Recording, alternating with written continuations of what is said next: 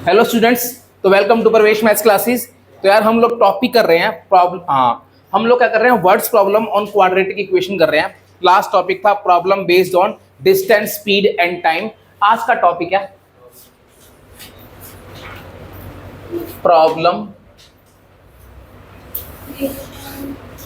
Based on edges. चलो, मतलब अब बात कर रहे हैं एजेस की। सबको पता है एज मतलब किसी ना किसी की एज निकालनी होगी, कोई ना कोई रिलेशन गिवन हुआ। जैसे मैं बोल दूं कि मान लो मेरी एज अभी x है, तो आफ्टर 7 ईयर्स मेरी एज क्या होगी, x प्लस 7, मतलब उसमें ऐड कर देंगे।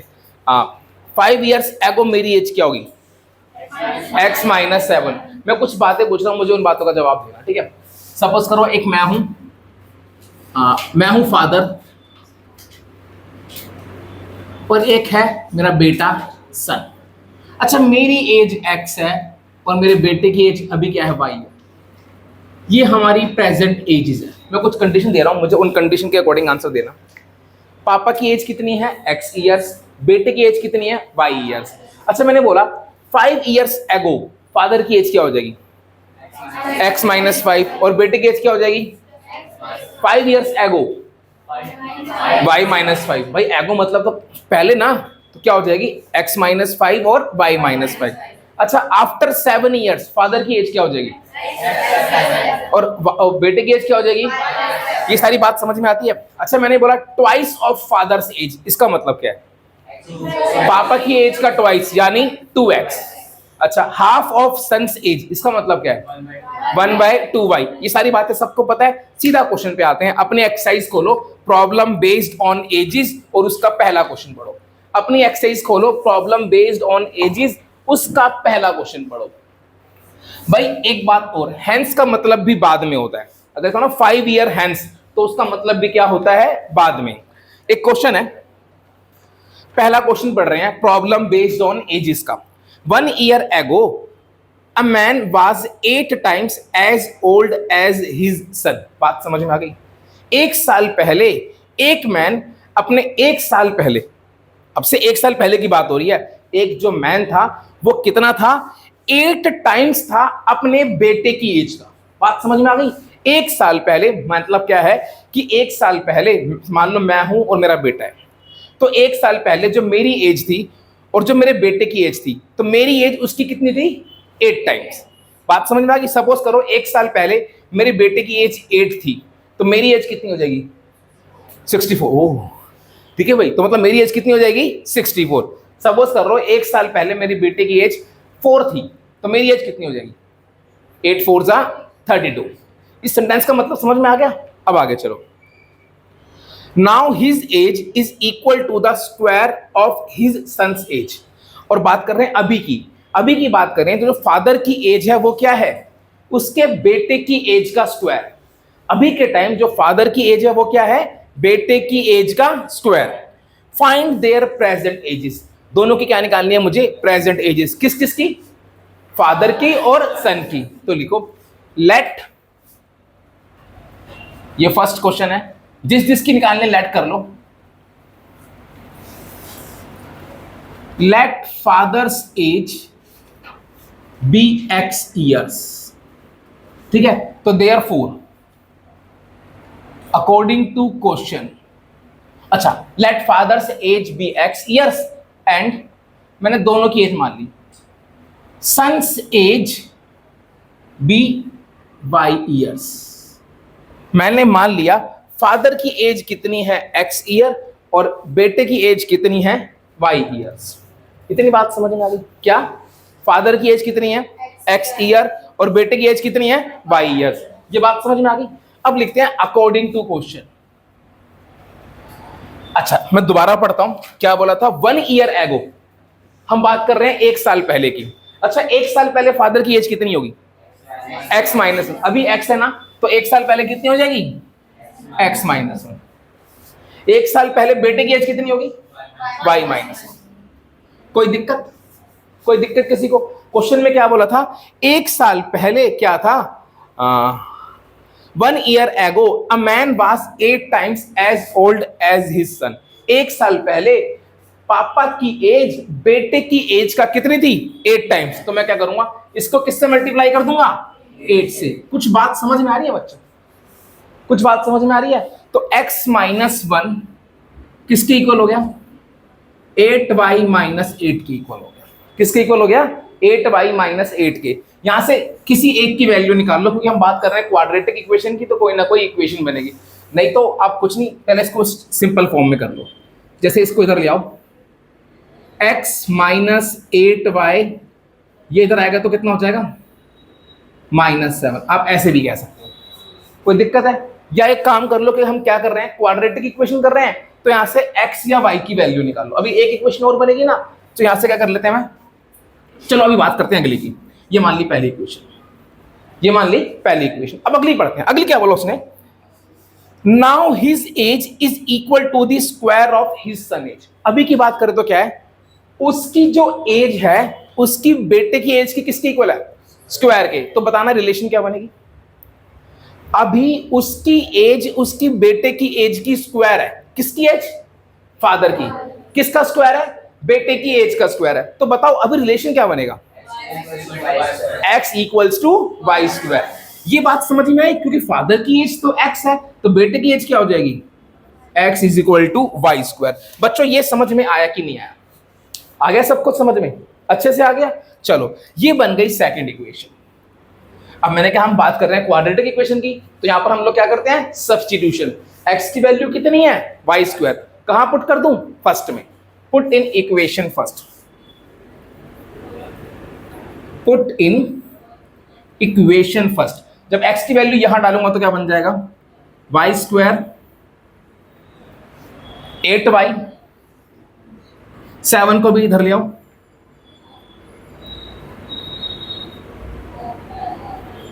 कोई दिक्कत बच्चों किसी को, कोई दिक्कत बच्चों नहीं ना।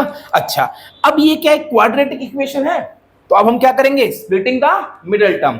चलो करते हैं। तो क्या हो जाएगा y square minus 7y minus y plus 7 equals to 0। कोई दिक्कत किसी को, सबको समझ में आ गया। अब इन दोनों में कॉमन क्या है बताओ y, क्या बच गया y माइनस 7। इन दोनों में कॉमन क्या आएगा -1, y माइनस 7। अच्छा फिर क्या कॉमन आ रहा है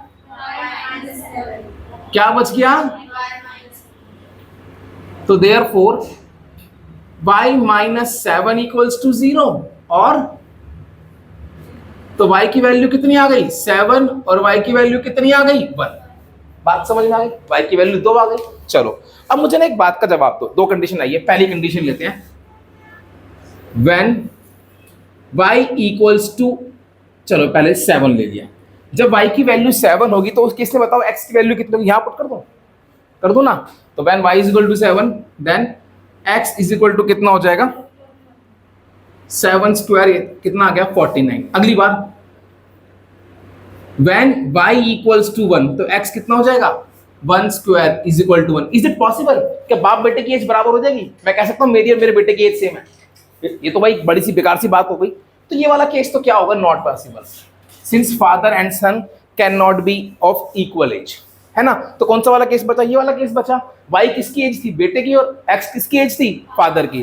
तो therefore father's present age equals to कितनी हो जाएगी 49 ईयर्स और सन्स प्रेजेंट एज कितनी हो जाएगी 7 ईयर्स। पापा की एज 49 आ गई और बेटे की एज कितनी आ गई 7। क्वेश्चन समझ में आया सबको, अच्छे से आ गया। अब एक काम करो, अगली जो आपको बनानी है वो बनानी है सेकंड की बनाओ।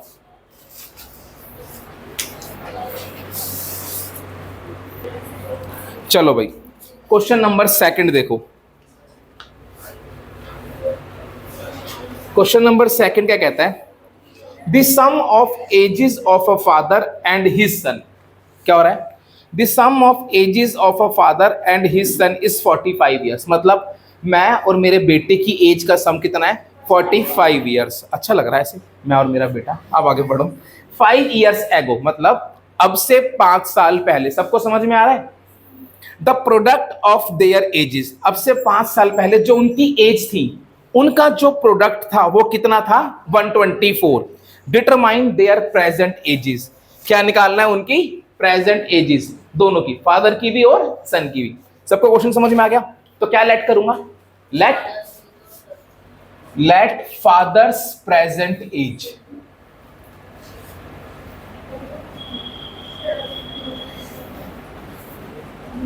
B x years and son's present age be y years। अब लिखेंगे क्या? According to question. क्या लिखेंगे अब? According to question. पहली इक्वेशन बनाए। पहली इक्वेशन क्या कहती है? The sum of ages of a father and his son कितना है? 45। तो मतलब पापा और बेटे की एज का सम कितना है? 45। कैसे लिखूंगा? x plus y equals to 45। ये बच्चों पहली बन गई। कोई दिक्कत किसी को? बच्चों कोई दिक्कत किसी को? अब आगे दूसरी वाली क्या बोला है? क्या बोला बेटा? 5 years ago। अच्छा 5 साल पहले पापा की एज कितनी होगी और बेटे की एज कितनी होगी? तो 5 साल पहले जो उनकी एज थी उसका प्रोडक्ट कितना था? 124। बताना कैसे लिखूंगा?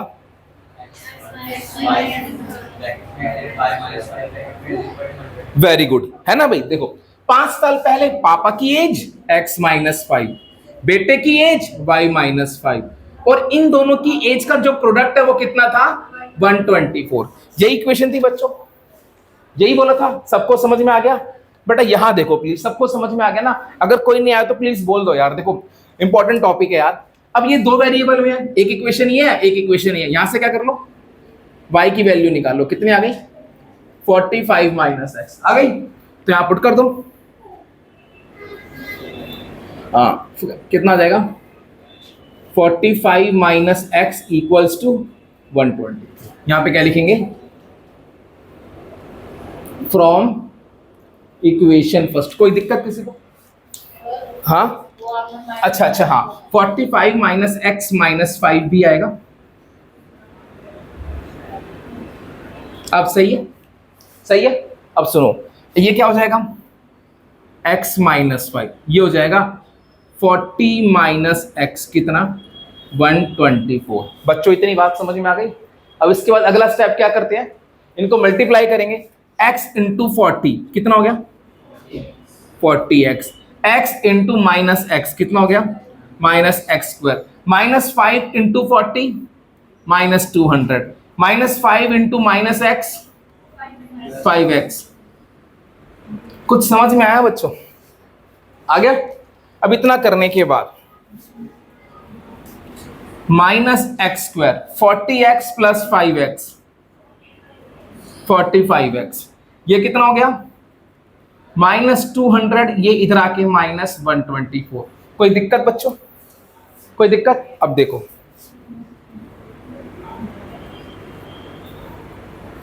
माइनस 200 माइनस 124 कितना हो गया?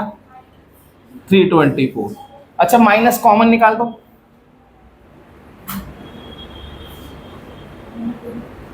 प्लस ये इधर जाके 0 हो जाएगा, है ना?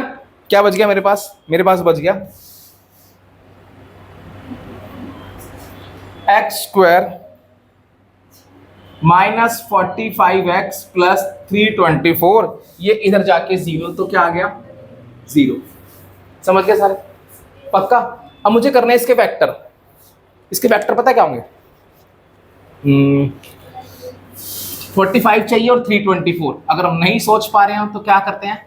Prime factors. 2 1 जा 2, 2 6 जा 12, 2 2 जा 4, 2 8 जा 16, 2 1 जा 2 27, 2 2 जा 4, 3 जा 8, नहीं हो रहा भैया, 9, 2 2 जा 4, 3 जा 12, 3 जा 36 और 9 कितना होता है? 45। समझ गए? तो इसके फैक्टर होंगे 36 और 9। 36x minus 9x plus 324 equals to 0। इन दोनों से और इन दोनों से, इन दोनों में कॉमन क्या है? x। क्या बच गया? x minus 36। इन दोनों में कॉमन क्या है? -9। क्या बच गया? x minus 36। x minus 36 common, क्या बच गया? x minus 9। तो देयरफॉर x माइनस 36 0 और x माइनस 9 0। x की वैल्यू कितनी? 36 और x की वैल्यू कितनी? 9। x की दो वैल्यू आ गई, एक 36 आ गई और एक कितनी आ गई? 9। अब लिखो व्हेन x इक्वल्स टू 36, तो यहां पुट कर दो, पुट इन फर्स्ट, तो भाई कितना आ जाएगा? 45 माइनस 36 कितना आ गया? 9। समझ गए? बात सबको समझ में आ गई? अगली बात, when x equals to 9, तो y कितना आ जाएगा? 45 माइनस 9 36। अब बच्चों एक बात का जवाब दो, क्या बेटा बाप से बड़ा हो सकता है ना भाई? Since son can not be older than father, तो देयरफॉर x की वैल्यू कितनी आ गई? 36 एंड y कितना आ गया? 9। तो इसका मतलब आ गया ये वाला केस पॉसिबल है, ये वाला केस नॉट पॉसिबल है ना भाई? ये वाला केस क्या है? Not possible. तो therefore father's present age, father present age कितनी आ जाएगी? x थी ना, कितनी आई? 36 ईयर्स। और उसके बाद सन्स प्रेजेंट एज कितनी आ जाएगी? सन की वाई थी, कितनी आई थी? 9 ईयर्स। समझ में आया क्वेश्चन? आया समझ में क्वेश्चन? पक्का? अब नेक्स्ट क्वेश्चन करना है आपने।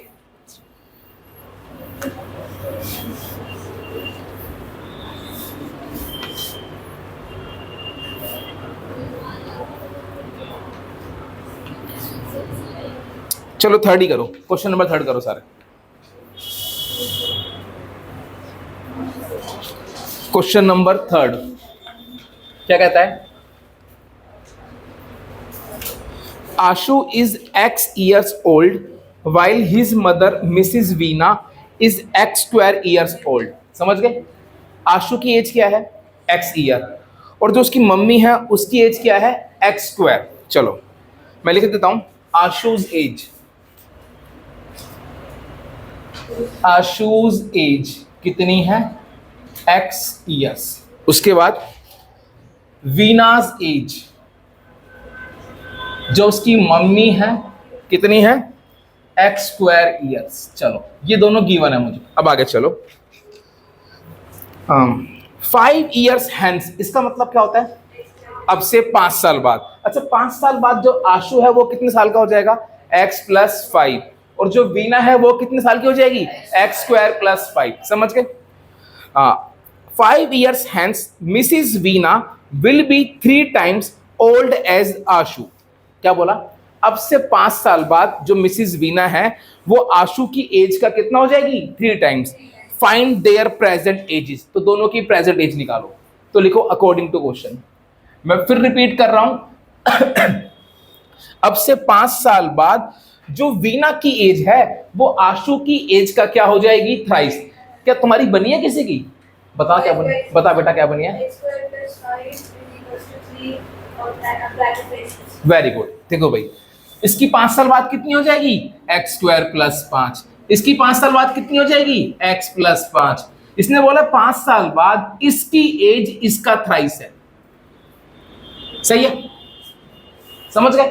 यही तो बोला है। तो बस अब बना दो।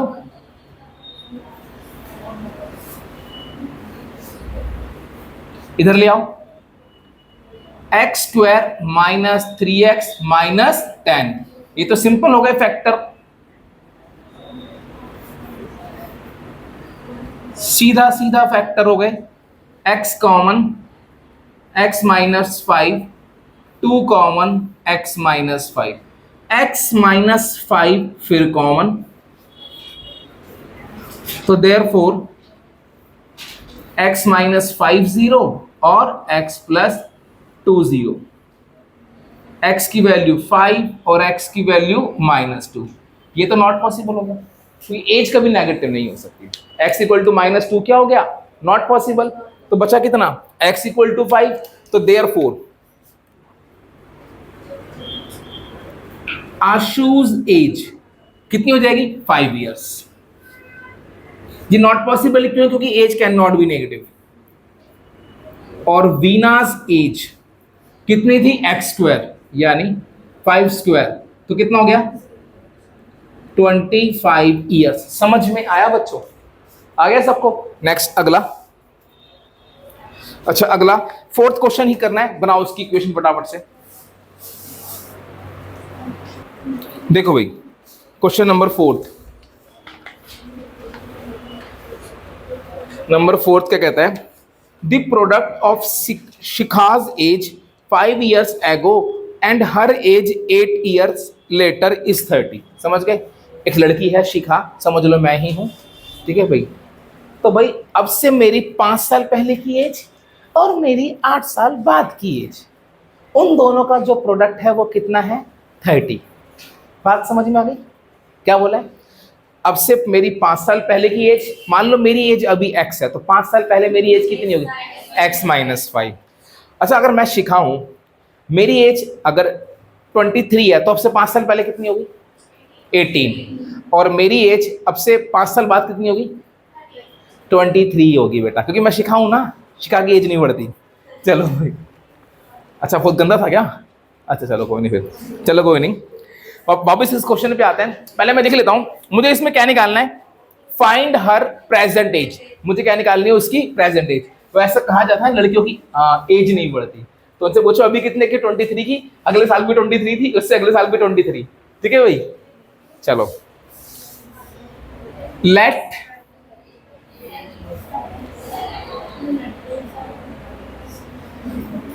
शिखाज एज बी x ईयर्स। सही है बच्चों, शिखा की एज कितनी है, x ईयर्स। सीधा लिखो अकॉर्डिंग टू क्वेश्चन। देखो कितनी प्यारी इक्वेशन है यार, बहुत ही प्यारी। बच्चों क्या बोला है, the product of Shikha's age 5 years ago, अब से 5 साल पहले की एज क्या होगी, x minus 5। The product of Shikha's age 5 years ago and her age 8 years later, अब से 5 साल पहले और अब से 8 साल बाद की एज का जो प्रोडक्ट है कितना है, 30। Find Shikha's as.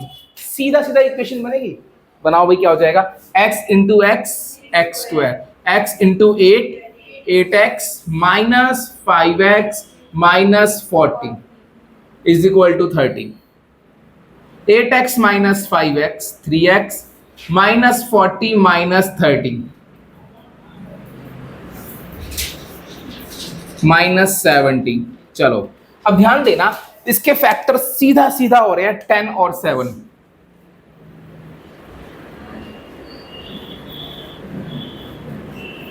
x common, x plus 10 -7 common, x plus 10, x plus 10 फिर कॉमन, क्या बच गया, x माइनस 7।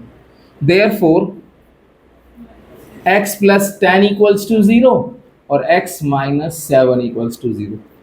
x की वैल्यू -10 और x की वैल्यू 7, दो आ गई। क्या एज कभी नेगेटिव हो सकती है, नहीं। तो ये वाला केस क्या हो जाएगा, not possible, since age can not be negative.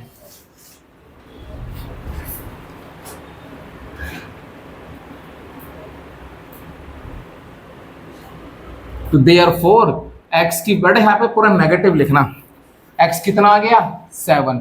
तो therefore Shikha's present age equals to कितनी आ गई, 7 years। समझ में आया क्वेश्चन ये वाला, आ गया सबको, वेरी गुड। अगला क्वेश्चन बिल्कुल सेम ऐसी है ना, रामू वाला आपसे हो जाएगा। अच्छा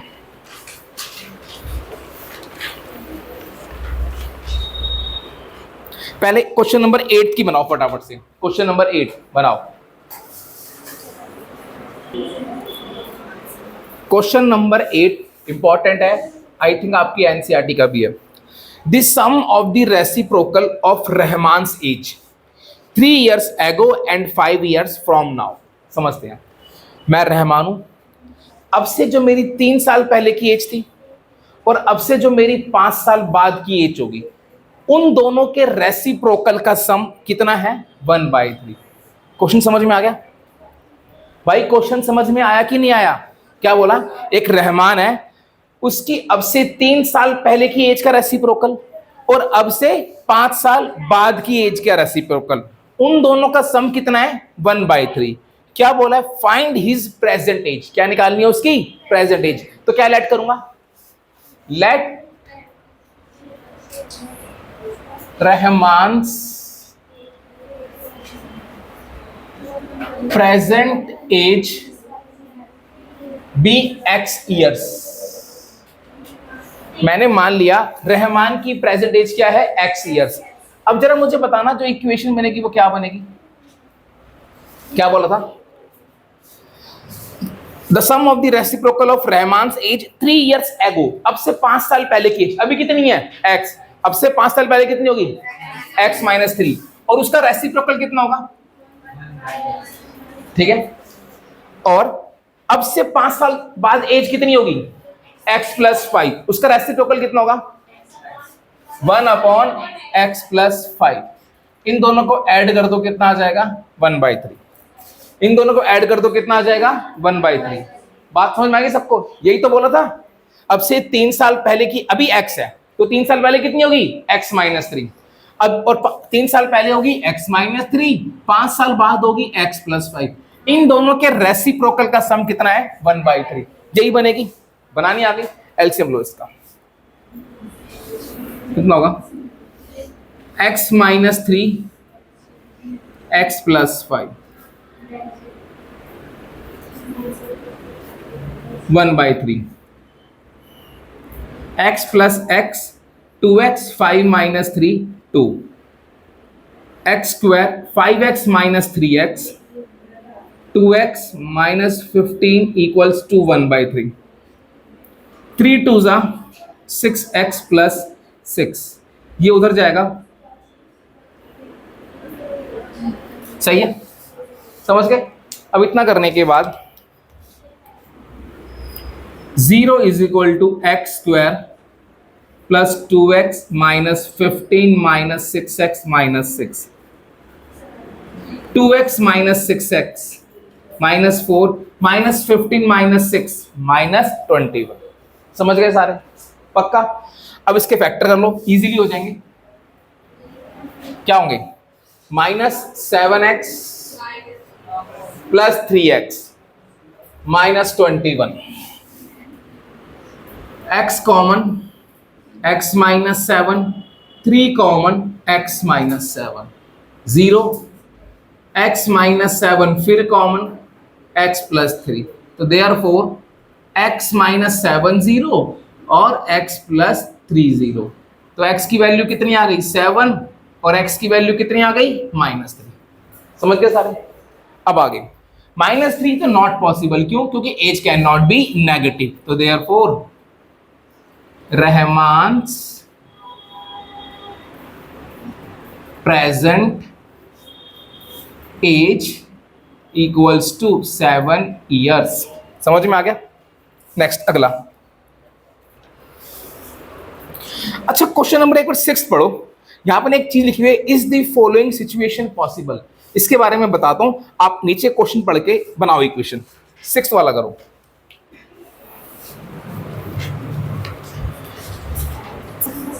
चलो, मैंने क्वेश्चन नंबर 6 बोला है। क्या बोला है? Is the following situation possible. क्या बोला है? Is the following situation possible. जब भी कभी कुछ ऐसे लिखा हो तो कैसे करना है मैं आपको बताता हूं। If so determine there present ages. अगर ये पॉसिबल है तो उनकी प्रेजेंट एजेस निकालो। क्वेश्चन क्या है? The sum of the ages of 2 friend is 20 years। 2 दोस्त हैं, उनकी एज का सम कितना है? 20 years। मतलब मैं और मेरे दोस्त की एज का सम कितना है? 20 साल। 4 years ago the product of their edges in year was 48, और 4 साल पहले जो उनकी एज थी उसका जो प्रोडक्ट था वो कितना था? 48। ये बात समझ में आ गई सबको? पक्का? तो मुझे क्या निकालना? उन दोनों की प्रेजेंटेज निकालनी है। अच्छा भाई, दो दोस्त हैं, मैंने मान लिया। Let age of first friend be x and age of second friend be Y years. या इसको आप ऐसे भी कर सकते थे, अगर दो दोस्त हैं, उनकी एज का सम 20 है, तो अगर एक की x होगी दूसरे की कितनी हो जाएगी? 20 माइनस एक्स। ऐसे भी कर सकता हूं, अगर एक की x है तो दूसरे की कितनी हो जाएगी? 20 माइनस एक्स, क्योंकि उन दोनों की एजेस का सम कितना है? 20। ये बात समझ में आ गई? अब आगे चलो, अब लिखो अकॉर्डिंग टू क्वेश्चन। क्या बोला है? इन दोनों के दोस्तों की एज का सम कितना है? 20। ये बन गई पहली इक्वेशन। यहां से एक काम करो, y की वैल्यू निकाल दो, 20 माइनस एक्स। सही है? समझ गए? अब जो अगली सिचुएशन है बच्चों, एक बार उसको ध्यान से पढ़ते हैं। क्या बोला है? 4 years ago, अब से 4 साल पहले इसकी एज कितनी हो जाएगी? x माइनस 4, और इसकी एज कितनी हो जाएगी? y माइनस 4, और इन दोनों की एज का जो प्रोडक्ट है वो कितना है? 40 है। यही की बनता। समझ गए सारे? चलो अब एक काम करो, y की वैल्यू यहां पुट कर दो।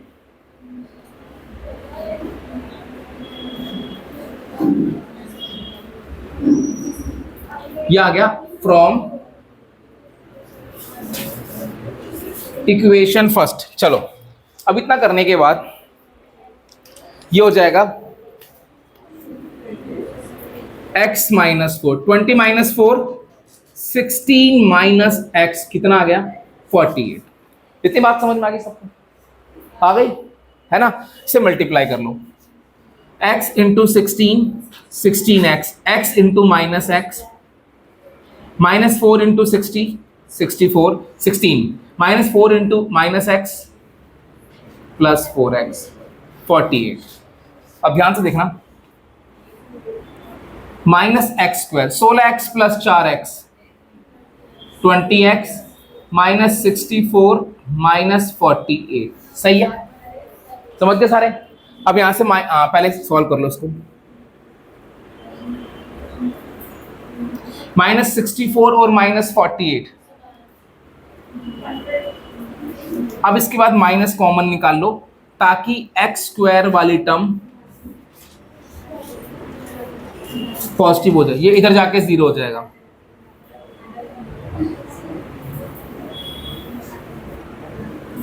समझ गए सारे? बात सबको समझ में आ गई? अब सुनो, अब इसने क्या बोला था? Is the following situation possible. जब भी कभी ऐसा लिखा हो ना बच्चों, अब इसके फैक्टर मत करना, यहां पर क्या निकालना? डिस्क्रिमिनेंट निकालना, डी निकालना। ठीक है भाई, क्या निकालना? डी। मुझे बताओ यहां पर ए की वैल्यू क्या है? 1, बी की वैल्यू क्या है? माइनस 20, सी की वैल्यू क्या है? 1, 1, 12। अब निकालो डी।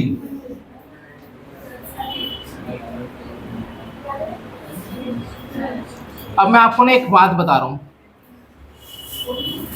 सुन लो।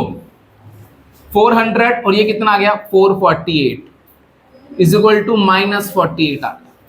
अब ना एक बात सुनो, जब हम क्वेश्चन भी करते थे, अगर d की वैल्यू लेस देन 0 आ जाती थी, हम क्या बोलते थे? रूट्स आर इमेजिनरी, हम रूट्स नहीं निकाल सकते थे।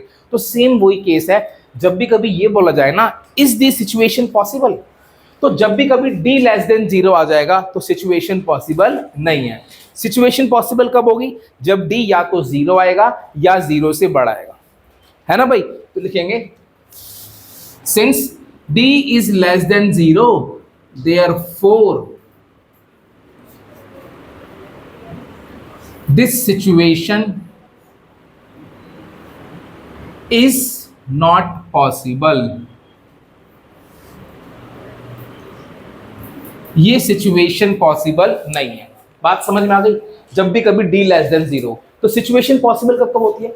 जब d ग्रेटर देन 0 हो या d इक्वल्स टू 0। बच्चों बात समझ में आ गई? तो याद, और अगर बोलता कि और मान लो डी तुम्हारा ग्रेटर देन 0 आ जाता, तो उस केस में क्या हो जाती सिचुएशन पॉसिबल। और फिर मैं इसको सॉल्व करता आगे, उस फॉर्म में सॉल्व करता, x इज इक्वल टू जो हमने पढ़ा था minus b plus minus root d upon 2a, उससे x की वैल्यू निकाल। कब करता, जब d क्या होता 0 से बड़ा होता। बात समझ में आ गई। चलो